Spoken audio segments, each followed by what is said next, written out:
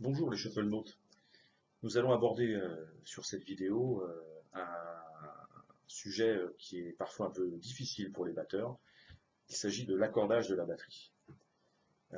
Ça m'a longtemps laissé perplexe, ce système. Moi j'avais développé un petit système en comptant le nombre de tours, en faisant attention à bien respecter les tensions sur une ancienne batterie que j'avais, une Pearl Export très ancien modèle, et j'ai acheté récemment d'occasion une Gretsch Catalina, qui est une batterie d'entrée de gamme, on va dire, hein, mais qui, pour le style de jeu que j'ai, plutôt jazz, si elle est bien accordée, sonne pas trop mal.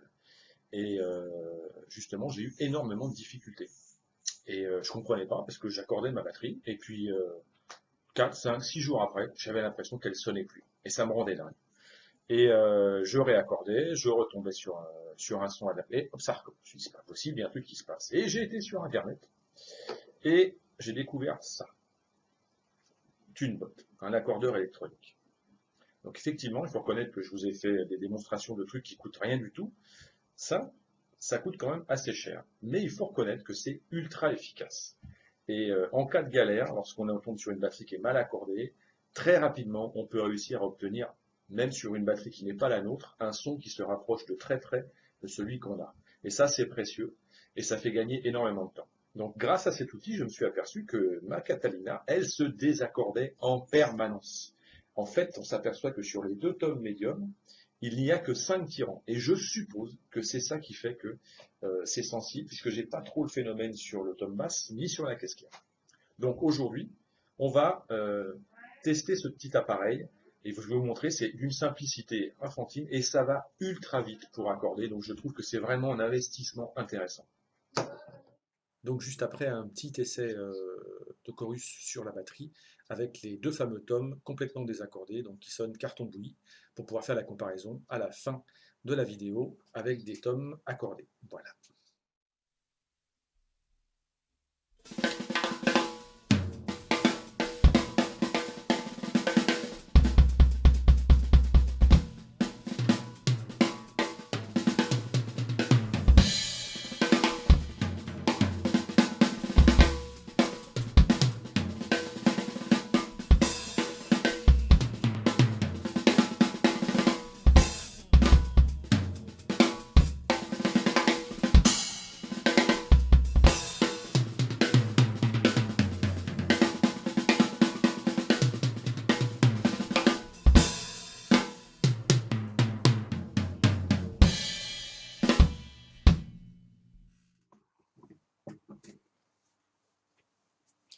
Bon, nous y sommes.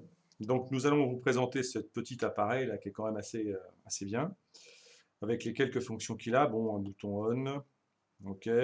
Il a une option qui permet de mémoriser les réglages que vous faites, mais il y a la possibilité, et je trouve que c'est encore mieux et c'est ce que j'utilise moi, la possibilité de mémoriser ces réglages dans le téléphone portable.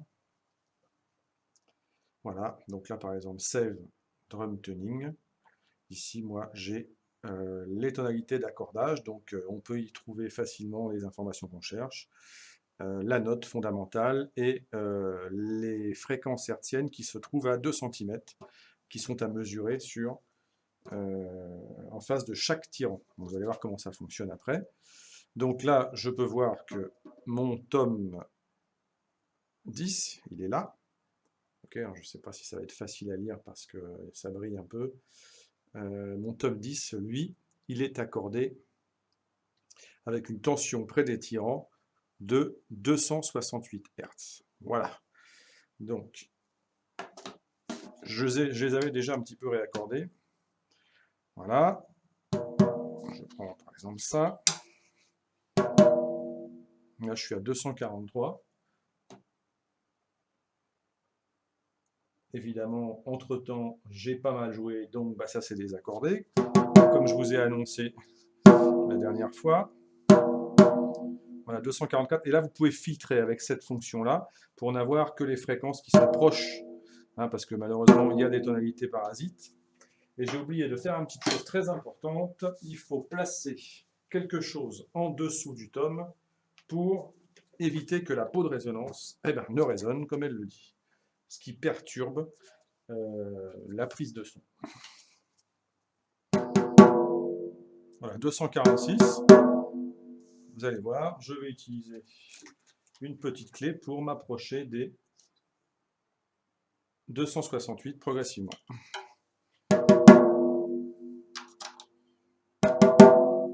Voilà, 252.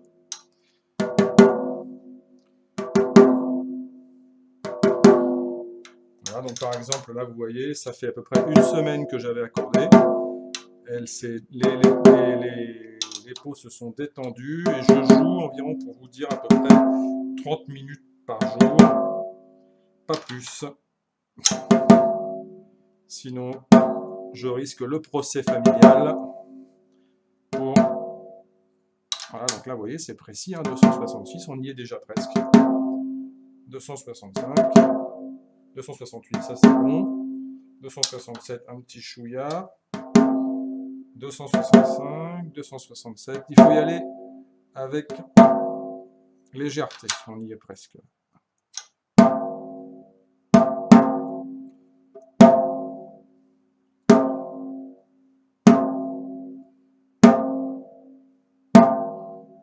Et voilà, c'est bon. Vous voyez la vitesse à laquelle on peut réaccorder. Donc, il me suffit maintenant de faire la même chose de l'autre côté. Alors moi, j'accorde avec un maximum de résonance. Et sur plein de forums et dans les manuels qui sont fournis avec le TuneBot, vous avez la possibilité de choisir d'autres techniques. Moi, celle-ci me plaît bien.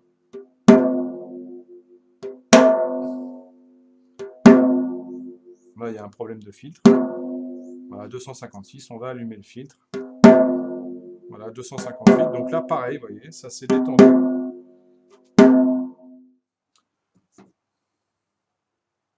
Je vais couper, hein, parce que bon, vous avez vu comment ça fonctionne. C'est extrêmement simple sur la première peau. Je vais accorder la deuxième et on va se retrouver pour le petit solo tout à l'heure. Donc pour finir, le test que nous pouvons faire, c'est cette fonction-là, la fonction note, qui permet de vérifier la note principale du tome. Donc, on avait vu, hein, c'est un Ré dièse que nous devions programmer. Donc, si je tape au centre, voilà, j'ai donc bien un Ré dièse, avec ici l'exactitude de la note, après avoir accordé mon tome comme il l'indique en face de chaque tirant. Voilà, donc ça permet en plus d'avoir un intervalle précis d'un tome à l'autre, ce qui donne un résultat en général qui est plus homogène. Je ne vais pas réaccorder le deuxième tome, mais il a été réaccordé la semaine dernière, donc il va y avoir certainement un petit écart, mais ça permettra quand même de se rendre compte de la différence qu'il y a entre des tomes qui sont complètement désaccordés et des tomes qui sont accordés correctement par rapport à la sonorité de la batterie. Voilà, à tout de suite pour le petit chorus.